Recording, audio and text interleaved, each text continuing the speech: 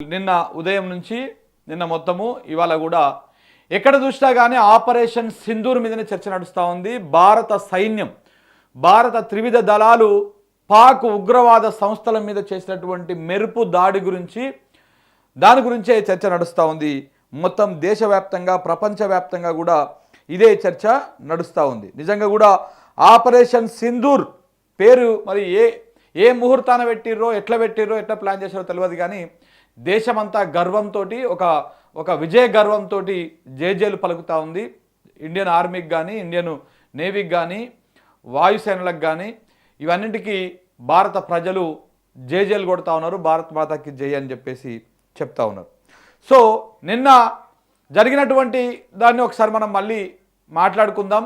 ఎప్పుడైతే ఏప్రిల్ 22 తారీఖు నాడు కశ్మీర్లోని పహల్గామ్ ఉగ్రదాడిలో దాదాపు 26 మంది భారత పౌరులను పొట్టన పెట్టుకుంది ఈ ఉగ్రవాదులు. అందులో ఈ ఉగ్రవాద దాడిలో ప్రధానంగా మనం డిస్కస్ చేసుకోవాల్సింది, మీరు ముస్లిమ్సా హిందువులా అని చెప్పేసి అక్కడ క్లారిటీ తీసుకొని నిర్ధారణ చేసుకొని వాళ్ళని చంపేసిరు. భర్తలను చంపేసి భార్యలను వదిలేసిరు. భార్యలను మమ్మల్ని కూడా చంపండి అని చెప్పేసి భార్యలు ఉగ్రవాదులను వేడుకుంటే వెళ్ళి మీ మోడీకి చెప్పుకోపోండి అని చెప్పేసి ఇట్లా ఒక పైశాచిక ఆనందాన్ని పొందిర్రు ఉగ్రవాదులు. భర్తలను చంపి ఏ సింధూరానికి మహిళలను దూరం చేసిర్రో, ముత్తైదుతనానికి మహిళలను దూరం చేసిర్రో అదే పేరుతోటి ఆపరేషన్ సింధూర్ అని చెప్పేసి దానికి పేరు పెట్టిర్రు. సింధూర్ అంటే బొట్టు, తిలకం. సో ఇవాళ అదే సింధూరము రక్త సింధూరమై పాకిస్తాన్ ఉగ్రవాదులను ఏరిపడేసింది.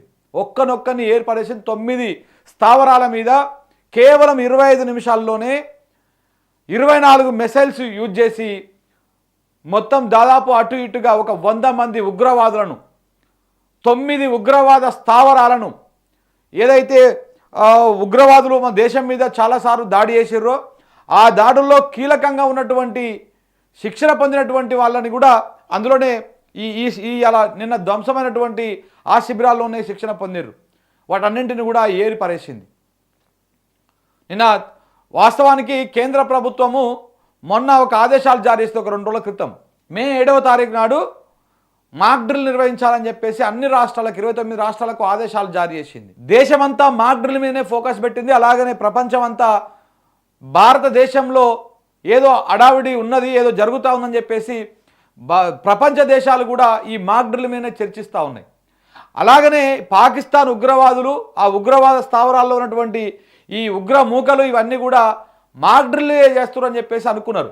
కానీ అసలు డ్రిల్లు పాకిస్తాన్లో వేసింది మన ఆర్మీ, మన త్రివిధ దళాలు అసలు డ్రిల్ అక్కడ వేసినాయి.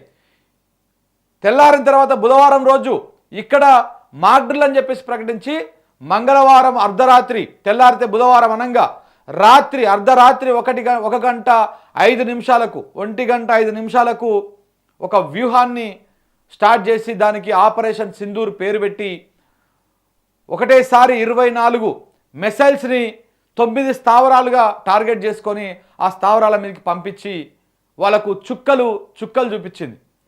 అందులో ఉగ్రవాద అగ్రనాయకులుగా ఉన్నటువంటి వాళ్ళు మేము కూడా చనిపోతే బాగుండు ఇందులో అనేటువంటి స్థాయికి తీసుకుపోయారు.